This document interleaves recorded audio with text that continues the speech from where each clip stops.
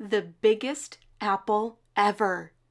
Written by Kroll. Illustrated by Jeni Basset.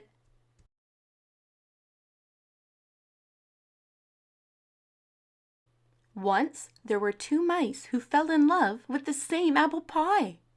But you had to be there to see how it happened. On opening day at Mouseville School, the principal, Mr. Mouser, made an announcement. We will be learning about apples this fall, and to get things started, we will have a contest. Whoever brings in the biggest apple to his teacher will win a special prize. The judging will take place on Friday. Good luck, everyone! I have an apple tree in my backyard, said Penelope. I bet it has really big apples. There's an apple tree across from my house, said James. I'm going to climb it as soon as I get home. I don't have any apple trees, said Clayton, the house mouse. But I'm going to find Miss Mousely the biggest apple ever. No, you're not, said his friend Desmond, the field mouse. I am. Oh, yeah, said Clayton. Yeah, said Desmond. All the way home on the school bus, Clayton and Desmond talked about the contest. Maybe I could grow an apple tree with really big apples, said Clayton. It takes too long, said Desmond. I heard Miss Mousely say 6 years. I'll think of something, said Clayton. So will I, said Desmond. When Clayton got off the bus, he sneaked back into town to see what Penelope and James were up to. Penelope had come down from her apple tree. She was carrying 2 tiny apples. James was still up in the tree across the street. He was picking very small apples.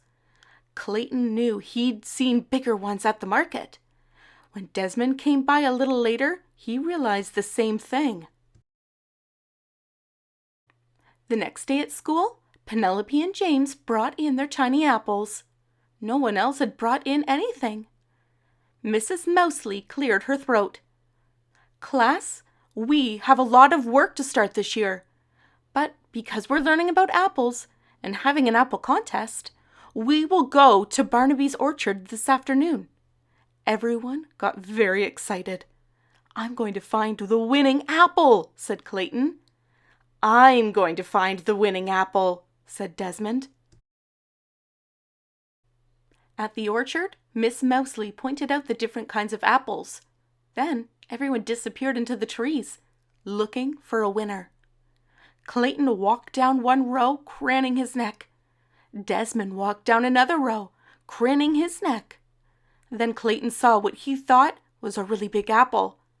It was a little too high to reach, but he stretched for it. At the moment, Desmond saw the very same apple on the very same branch.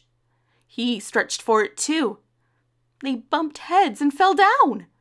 I think we should bring this apple in together, said Clayton. No one said we couldn't, said Desmond. But when they got back to the bus, James had an apple that was even bigger. The apple was so big, he could hardly carry it. Clayton and Desmond looked at each other. What would they do now? That night at dinner, Clayton explained the problem to his dad. Said Dad. Apples don't come in too many sizes. Do you think you'll find a bigger one? I don't know, said Clayton. Then maybe James will win the prize this time. It's okay if he does. Over at Desmond's house, Uncle Vernon said the exact same thing. But Clayton and Desmond were still determined. The next afternoon, they met at Barnaby's orchard. They picked 2 huge baskets of apples, but nothing they found was bigger than the apple James had picked. You know, Clayton said, I think Dad was right. This time, James gets to win. But we've got all these apples.